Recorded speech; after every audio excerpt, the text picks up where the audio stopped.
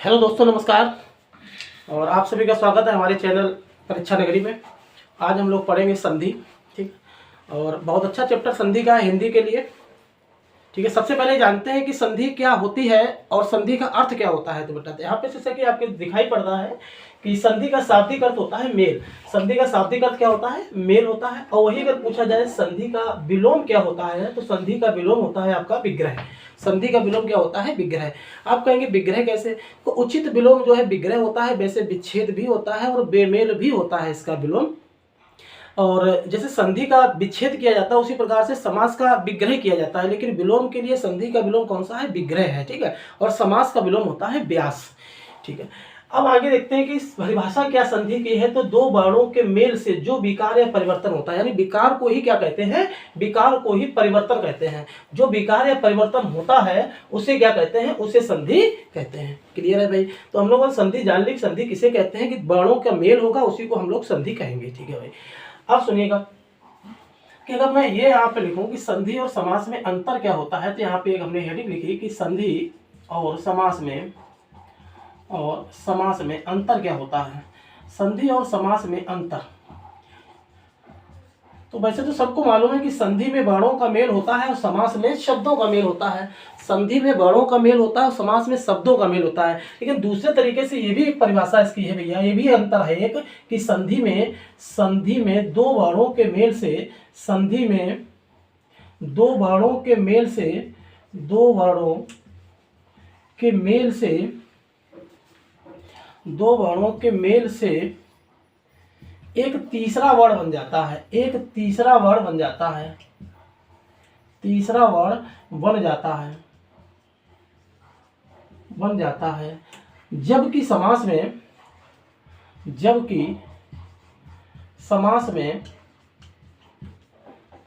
में कारक चिन्ह का लोप होता है।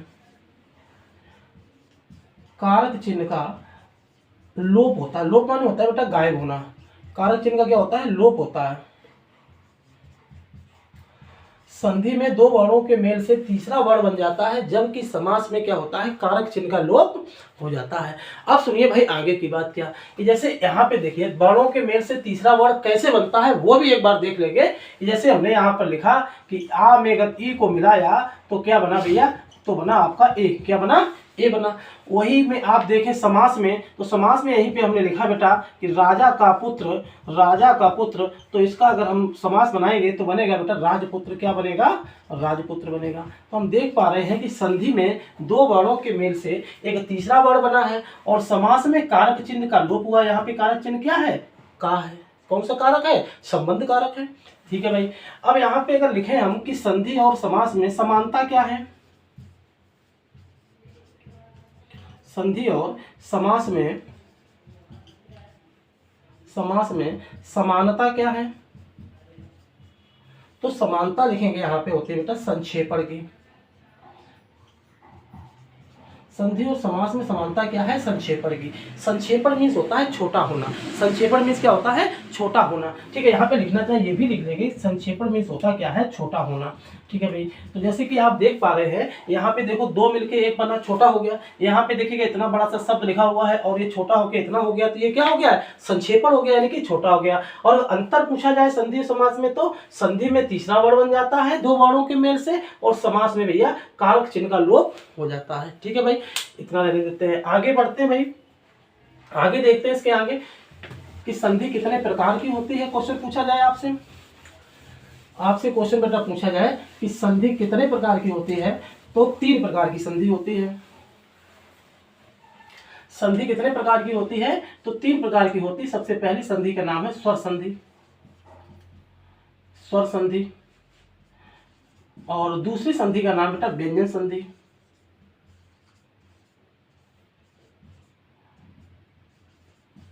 और तीसरी संधि का नाम है विसर्ग संधि। तीसरी संधि का नाम है विसर्ग संधि। ये तीन संधियां आपकी संधि के भेद हैं या प्रकार हैं। ठीक है, अब बात करें कि स्वर संधि किसे कहते हैं। अगर कहें स्वर संधि किसे कहते हैं, तो जो संधि मतलब स्वरों के मेल से बनी होती है, या दो स्वरों के मेल से, पहले भी स्वर आए और बाद में भी स्वर आए, यानी स्वर के बाद स्वर आने से जो परिवर्तन होता है उसे क्या कहते हैं? स्वर संधि कहते हैं। तो यहाँ पे हमने हेडिंग डाली बेटा स्वर संधि। हेडिंग डाली यहाँ पे स्वर संधि, और यहाँ लिखा गया कि स्वर के बाद स्वर आने से जो विकार या परिवर्तन होता है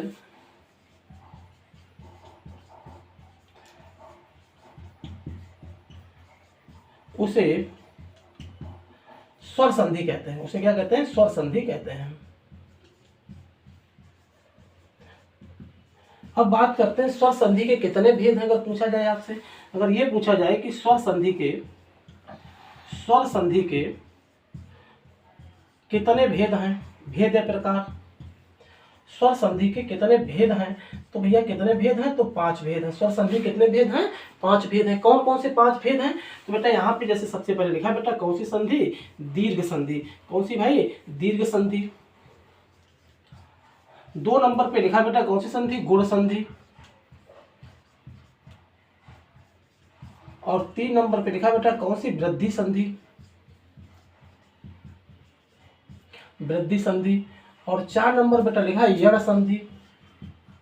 यण संधि। और 5 नंबर बेटा लिखा आयादी संधि। 5 नंबर लिखा कौन सी संधि?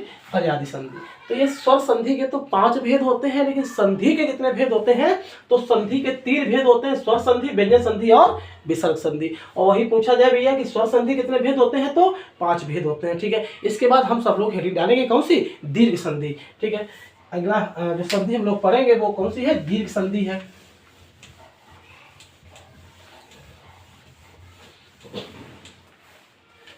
संधि का नाम है बेटा, पहले नंबर की संधि है जिसका नाम है क्या? दीर्घ संधि। और दीर्घ संधि की परिभाषा लिखेंगे कि मूल स्वर अपने ही दीर्घ में, मूल स्वर अपने ही दीर्घ में परिवर्तित हो जाते हैं।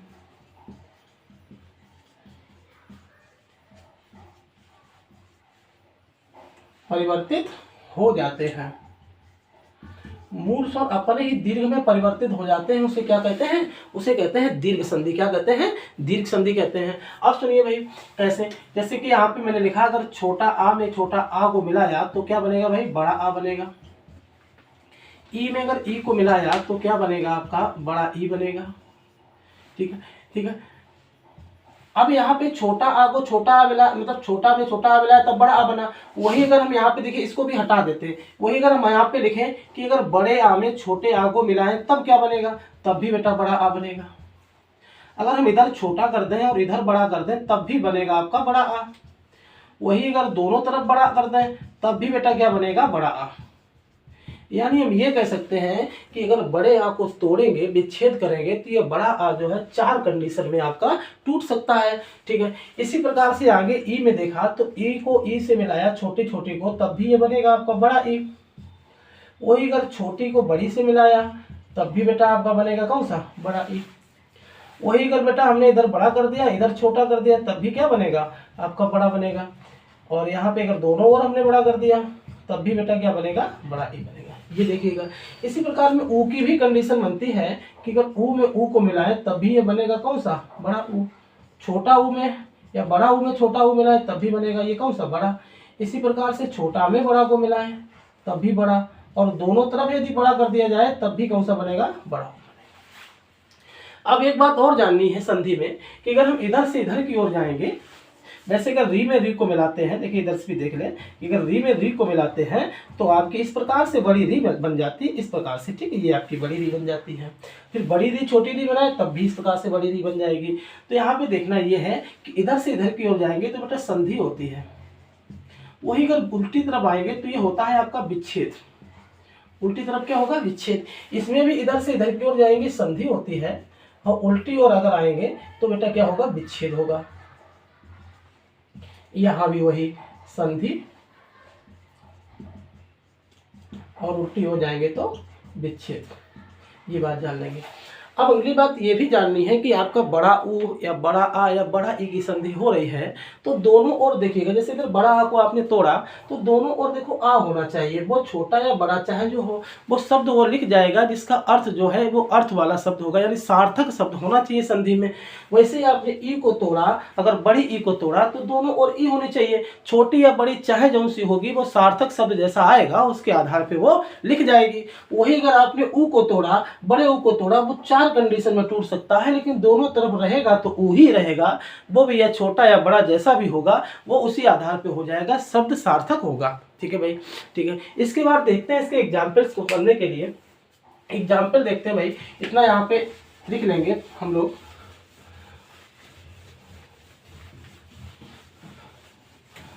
वही अगर हम एग्जाम्पल देखें तो एग्जाम्पल में जैसे हमने यहाँ पर एग्जाम्पल बेटा लिखा, यहाँ पे मैंने एग्जाम्पल लिखा है कि धर्म धन अर्थ। क्या लिखा बेटा? धर्म धन अर्थ।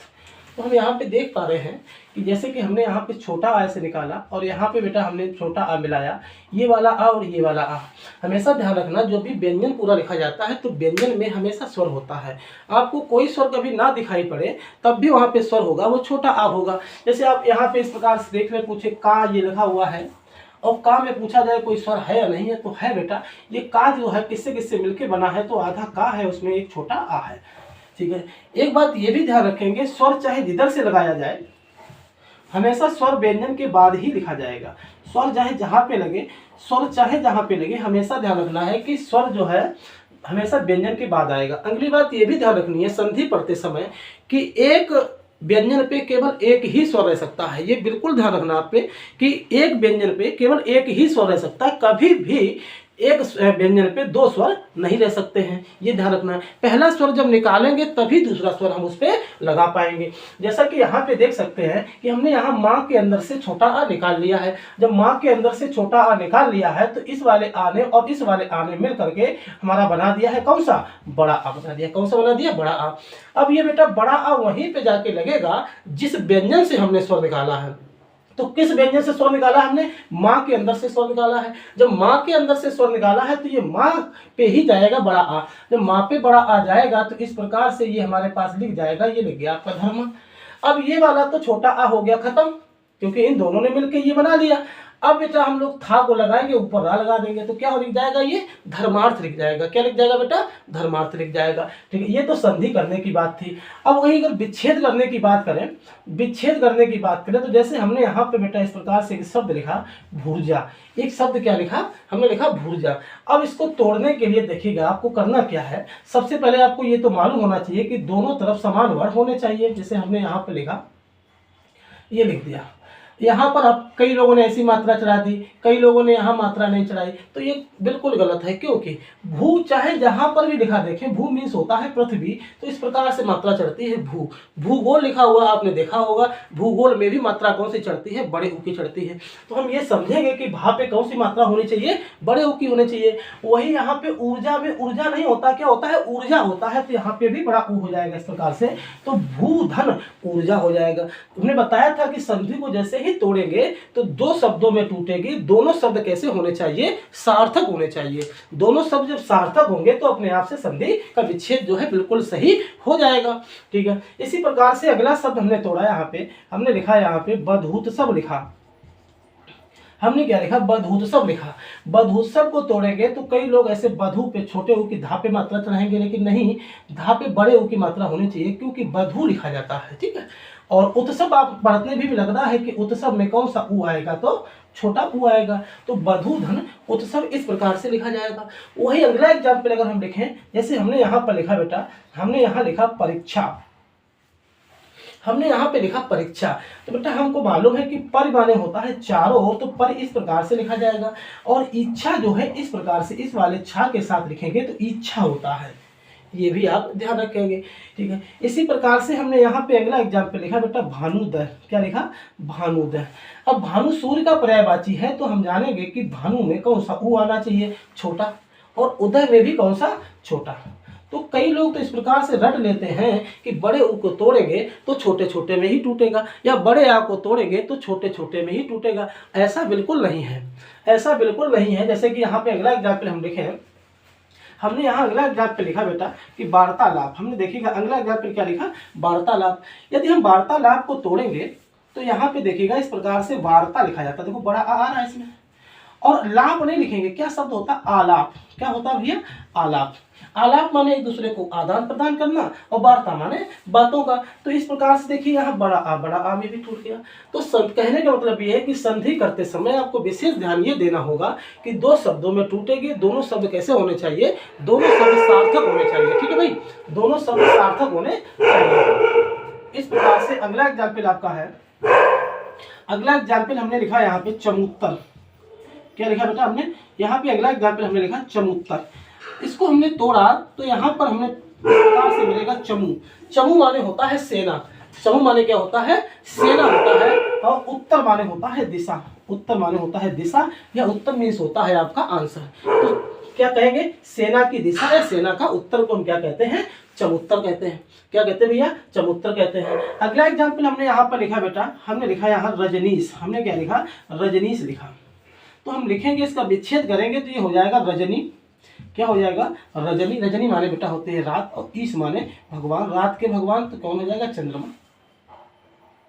ये आपके हो गए। इतने उदाहरण भी आपने देख लिए और यहाँ पे मिलाना भी सीख लिया कि किस प्रकार से हम इसको मिलाएंगे। उसी प्रकार से अगला एग्जाम्पल हम यहाँ पे लिखे विद्यार्थी। क्या लिखे भाई, यहाँ पे हमने अगला एग्जाम्पल लिखा विद्यार्थी।